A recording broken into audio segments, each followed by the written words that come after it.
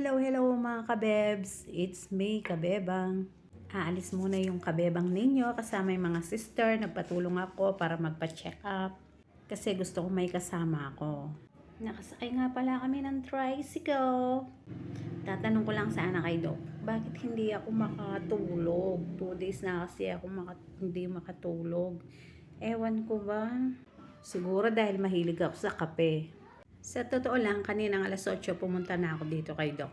Kaso, darating pa lang pala siya, 2 o'clock. O kaya, ginawa ko, umuwi muna kami para hindi makainip. Kasi, ilang oras din kami maghintay. Dito na nga kami sa Angeles Medical. Hahanap nga pala kami ng mapaparkingan. Walang parkingan, halos puno. Kaya nag-ikot-ikot pa kami. Hay nako, bakit wala? Ito na, nandito na kami sa loob kay Doc. Kaso wala pa si Doc. 2:30 na, wala pa. Sabi 2 o'clock, dito na. Oh. Maya-maya daw siguro. Minsan daw 3. Mabilis naman ang pag-check up dito. Ito nga yung sister kong isa, inaantok na.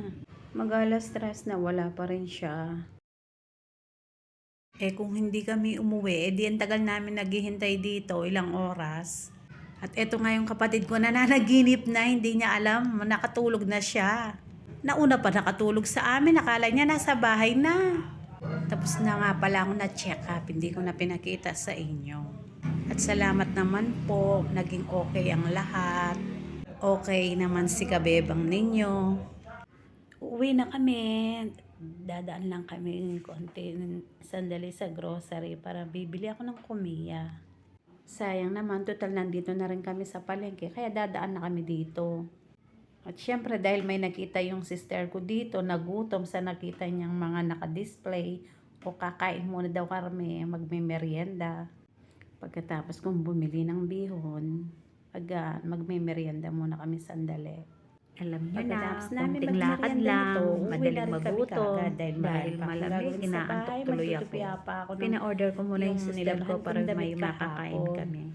Ay, salamat. Busog na naman si kabebang ninyo, pati yung mga sister niya. O eto, uwi na nga kami para makauwi na rin kagad sa bahay. Matraffic pa naman, malapit na rin kami sa bahay nito. Kung hindi kami nag-shortcut, ay sigurado mamaya pa kami makakauwi. Araw-araw naman traffic dito. Ewan ko ba, wala naman okasyon, traffic. Paano kaya pagka may okasyon na kagayan pagka New Year o di ba? O kahit saan ka dadaan, talagang traffic. Lalo na kung magko-commute ka pa. Ay nako, buti na lang may service kaming Fortuner. Bye-bye!